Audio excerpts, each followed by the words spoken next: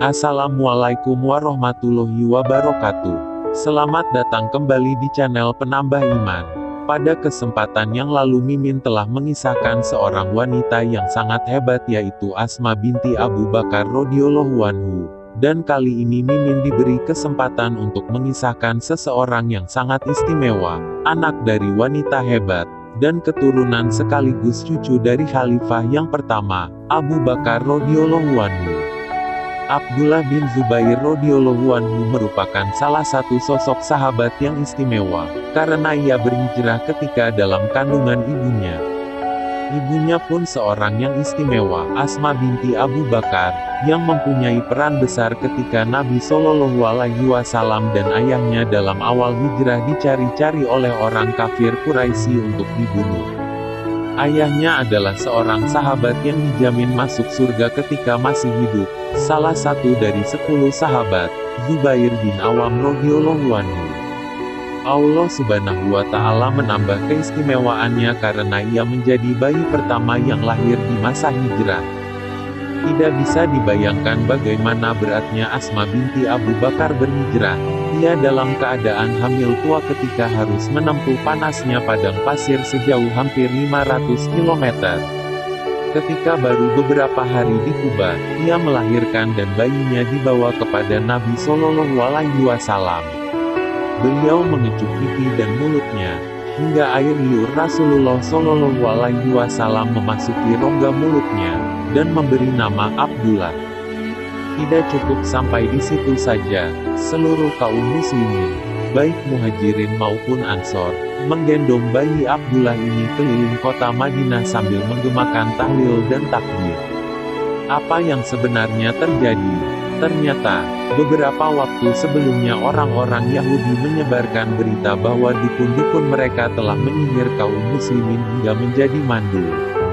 Bagi penduduk Madinah, ancaman ini bukan hal sepele, karena selama ini mereka menganggap kaum Yahudi sebagai orang yang dekat dengan Tuhan. Tetapi dengan kelahiran Abdullah ini, mereka memperoleh bukti bahwa orang-orang Yahudi tersebut hanya menyebarkan kabar bohong semata. Ibnu Zubair masih dalam masa kanak-kanak ketika Rasulullah Shallallahu Alaihi Wasallam masih hidup, tetapi itu cukup membuatnya tumbuh menjadi pribadi yang kokoh dan teguh dengan keislaman, sebagaimana kedua orang tuanya. Ia berbayat kepada Nabi Shallallahu Alaihi Wasallam ketika masih berusia 7 tahun, dan beliau menerima bayatnya, padahal biasanya beliau tidak mau menerima bayat dari anak-anak.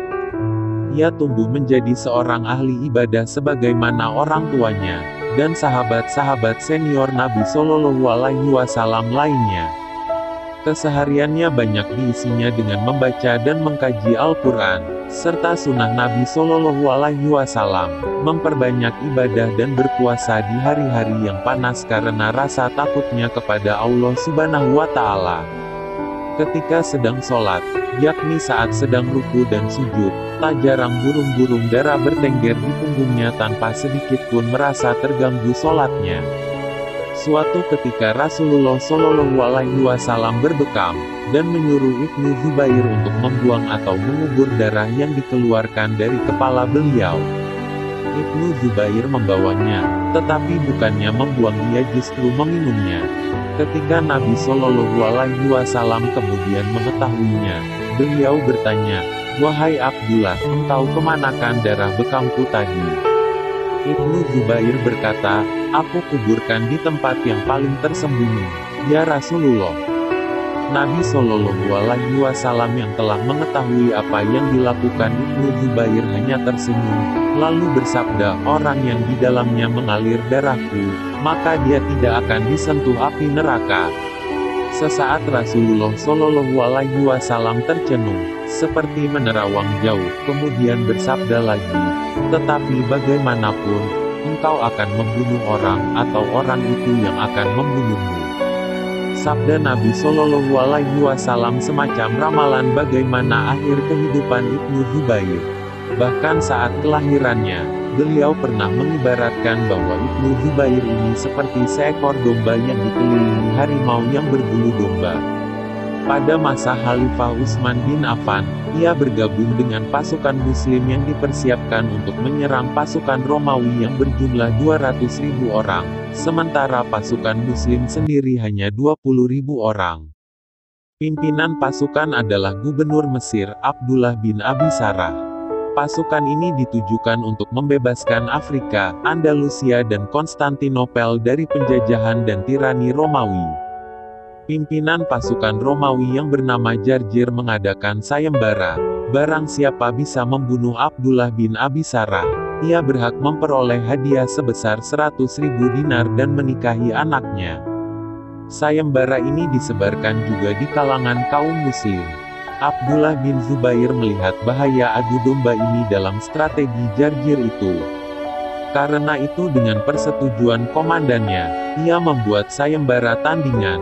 Ia berkata, "Kita tidak perlu khawatir, kita juga mengumumkan bahwa barang siapa yang bisa membunuh Jarjir, ia memperoleh hadiah 100.000 dinar, dan berhak menikahi putrinya."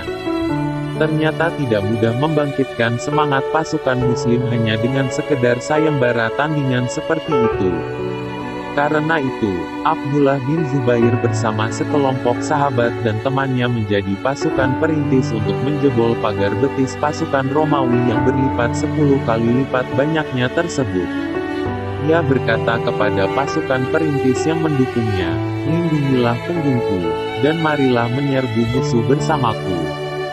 Pasukan ini berhasil membelah pasukan Romawi, dan terus merangsek maju menuju satu titik, yakni tempat pengendali dan komandan pasukan, Jarjir.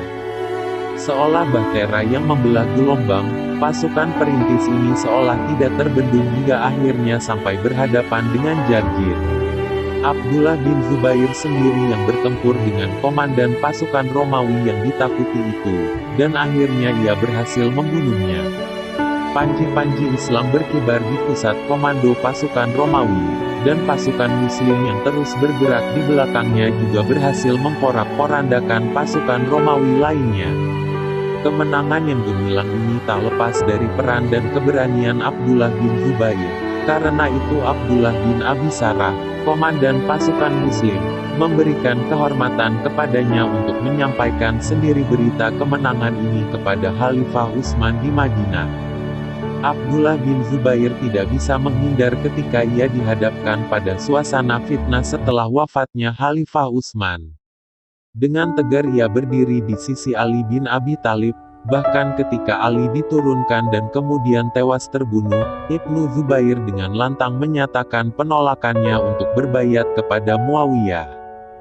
Ketika Muawiyah membaiat anaknya, Yazid bin Muawiyah untuk menjadi khalifah penggantinya, dengan tegas pula ia menolaknya. Walau berbagai ancaman ditujukan pada dirinya, ia berkata, "Sampai kapanpun dan bagaimanapun aku tidak akan berbaiat kepada si pemabuk itu." Sangatlah beralasan jika Ibnu Zubair menyatakan penolakannya ini tanpa dasar. Kalau terhadap ayahnya, yaitu Muawiyah, masih ada penghargaannya sebagai sahabat Nabi Shallallahu Alaihi Wasallam dengan berbagai kebaikan dan kelebihannya, di samping beberapa kekurangannya. Tetapi terhadap Yazid tidak ada alasan apapun untuk mendukung dan menghargainya. Sebuah syair pendek pun dilontarkannya sebagai ungkapan sikapnya terhadap Yazid.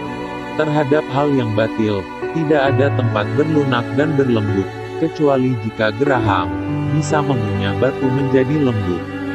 Terbuktilah kemudian, Yazid banyak melakukan tindakan jahiliyah yang menginjak-injak nilai-nilai keimanan dan kemanusiaan. Ia sama sekali tidak mengindahkan ajaran-ajaran Islam dan kecintaan kepada Nabi Shallallahu Alaihi Wasallam, sebaliknya, hanya memperturutkan hawa nafsu dan ambisi kekuasaannya semata. Pembantaian Husain bin Ali, cucu Rasulullah Shallallahu Alaihi Wasallam di padang Karbala, beserta keluarganya dan para pengikutnya, penyerangan kota Madinah yang terkenal dengan peristiwa Hara, dan akhirnya penyerangan kota Makkah, semua itu diarsiteki oleh Yazid bin Muawiyah. Peristiwa-peristiwa ini merupakan sisi kelam dalam sejarah perkembangan Islam. Setelah sikap penolakannya terhadap Yazid ini, Abdullah bin Zubair pindah ke Makkah, Begitu juga dengan Hussein bin Ali yang juga dengan tegas menyatakan penolakannya. Ia ingin mengisi waktunya dengan lebih banyak ibadah, dan meninggalkan suasana politik yang penuh fitnah. Tetapi pena takdir telah menetapkan ia harus mengarungi jalan dan suasana tersebut untuk menemukan syahidnya. Selalu saja ada yang datang untuk berdiri di belakang dirinya, menyokong sikap-sikapnya, dalam melakukan perlawanan terhadap berbagai kezaliman yang dilakukan oleh Yazid sebagai pihak penguasa. Walau niatnya menghabiskan waktu untuk ibadah, tetapi Abdullah bin Zubair tak ubahnya seorang pemimpin di antara orang-orang yang juga beribadah bersamanya. Tetapi, ternyata tidak semua pengikutnya itu memiliki niat tulus untuk menegakkan kebenaran semata, seperti apa yang digambarkan dan diramalkan Nabi Shallallahu Alaihi Wasallam saat kelahirannya. Ia laksana domba, di antara harimau yang berbulu domba. Setelah peristiwa Karbala, penduduk Madinah, yang sebagian besar adalah sahabat Ansor dan keturunannya, mulai menyatakan penolakannya dengan tegas atas kekhalifahan Yazid. Karena itu Yazid mengirim pasukan besar untuk menyerang Madinah, dan setelah itu diperintahkan menyerang Abdullah bin Zubair di Makkah. Pada saat terjadi penyerangan Makkah dengan Manjanik, di mana penutup dan sebagian besar bagian Ka'bah terbakar, datanglah kabar dari Syam, bahwa Yazid mati. Pasukan itu pun kembali ke Syam sebelum sempat menangkap atau membunuh Abdullah bin Zubair. Masyarakat Hijaz dan sekitarnya membayat Abdullah bin Zubair sebagai khalifah setelah kematian Yazid. Sementara itu, Bani Umayyah mengangkat putra Yazid, Muawiyah bin Yazid sebagai khalifah. Muawiyah ini sangat berbeda dengan ayahnya. Ia seorang pemuda yang saleh, yang menghabiskan waktunya dengan ibadah. Seolah Allah Subhanahu wa Ta'ala ingin menjaga kebaikannya ini. Ia dalam keadaan sakit ketika ayahnya meninggal, dan tetap dalam keadaan sakit selama 40 hari, atau 2 bulan dalam riwayat lainnya, dan tetap tinggal di tempat tidurnya sampai ajal menjemputnya. Marwan bin Hakam mengangkat dirinya sebagai khalifah penerus Bani Umayyah, dan menjelang kematiannya, ia menunjuk putranya Abdul Malik bin Marwan sebagai penggantinya.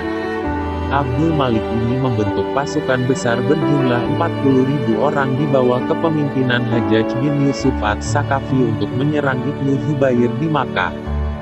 Pasukan ini melakukan pengepungan Makkah selama berbulan-bulan sambil menyerangnya dengan manjanik. Akibat pengepungan ini, sebagian besar anggota pasukan Ibnu Zubair menyerah atau membelot ke pasukan Hajjaj karena kekurangan makanan dan kelaparan. Tetapi ada juga yang berkhianat karena tergiur dengan berbagai tawaran kenikmatan duniawi yang ditawarkan oleh Hajjaj. Pengikut yang setia mendampingi Ibnu Zubair makin sedikit saja, tetapi yang justru dikhawatirkan Ibnu Zubair adalah keselamatan para pengikutnya tersebut. Ia meminta mereka untuk meninggalkannya saja, tetapi mereka ini tidak mau meninggalkannya sendirian sebagaimana teman-temannya yang lain. Mereka siap mempertaruhkan nyawanya asalkan tetap diizinkan untuk mendampinginya. Sebelum berperang Abdullah bin Zubair menemui ibunya, Asma binti Abu Bakar yang telah berusia sekitar 97 tahun dan telah buta matanya, untuk mendiskusikan masalah yang dihadapinya. Ibnu Zubair menceritakan situasi yang sedang dihadapinya, dan berbagai kemungkinan yang terjadi pada pasukan yang dipimpinnya, yang jumlahnya memang sangat sedikit. Ibunya ini memang wanita hebat, putri dari seorang sahabat yang hebat, istri dari sahabat yang hebat, dan dipuji dan dididik oleh seorang yang mulia dan hebat, yaitu Nabi Shallallahu Alaihi Wasallam. Karena perannya ketika membantu Rasulullah dan ayahnya ketika bersembunyi di Gua Sur, sebelum kemudian hijrah ke Madinah, beliau, Nabi Shallallahu Alaihi Wasallam memberikan gelar kepadanya Zatun Nitaqain. Atas permasalahan putranya ini, Asma menyatakan bahwa tidak sepatutnya ia memilih dan melakukan sesuatu, kecuali di atas jalan kebenaran. Tidak ada kamus menyerah dan mundur dari perjuangan hanya karena terlalu kuatnya musuh, terlebih lagi karena terpikat oleh tawaran kenikmatan duniawi. Sungguh suatu kecelakaan besar dan menyimpang dari jalan yang dirintis oleh ayahnya, kakeknya, dan para sahabat yang telah gugur mendahulunya. Abdullah bin Zubair berkata kepada ibunya, "Wahai ibu, saya juga meyakini seperti itu.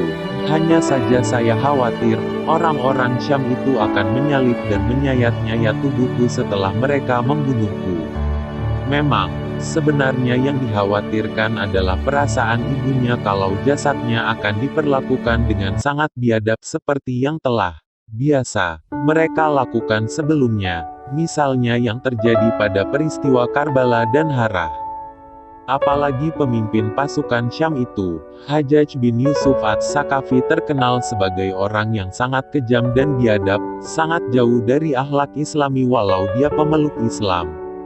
Namun, Ibnu Zubair memperoleh jawaban yang tidak tersangka-sangka dan sangat luar biasa dari ibunya. "Wahai anakku, sesungguhnya kambing itu tidak merasakan sakit walau dikuliti setelah disembelih.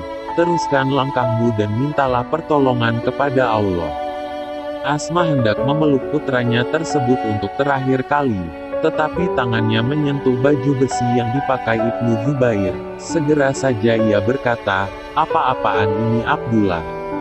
Orang yang memakai ini hanyalah mereka yang tidak menginginkan apa yang sebenarnya engkau inginkan, yakni kesyahidan." Abdullah bin Zubair segera melepas baju besi tersebut kemudian berpelukan dengan ibunya. Asma mengucapkan beberapa patah doa sebagai pengiring dan penyemangat anaknya untuk terakhir kalinya.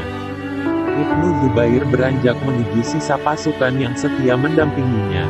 Kemudian mereka menyerang pasukan Hajjaj dan terjadi pertempuran tidak seimbang yang akhirnya mengantar Ibnu Zubair dan pasukannya menuju gerbang kesyahidan. Dan seperti telah diperkirakan oleh Ibnu Zubair, Hajjaj menyalib dan menyayat tubuhnya yang telah kaku. Namun semua itu tidaklah menjadikannya tercela, justru menambah kemuliaan dirinya di sisi Allah Subhanahu wa Ta'ala. Demikian kisah dari seseorang yang sangat istimewa. Keistimewaannya tersebut dimulai saat masih dalam kandungan, disusul kelahirannya. Bahkan saat masih bayi ia sempat menerima air liur Rasulullah di dalam rongga mulutnya, diterima bayatnya saat berumur 7 tahun, dan pernah meminum darah bekas bekam Rasulullah sehingga membuat Rasulullah tersenyum dan mendoakannya. Jika kalian suka dengan channel ini silahkan warnai gambar jempol. Jika kalian sayang keluarga dan kerabat silahkan share. Jika kalian ingin berdiskusi atau request perihal kisah Islami silahkan komen. Dan jika kalian ingin mimin semangat mengisahkan sahabat-sahabat Nabi lainnya silahkan subscribe. Wassalamualaikum warahmatullahi wabarakatuh.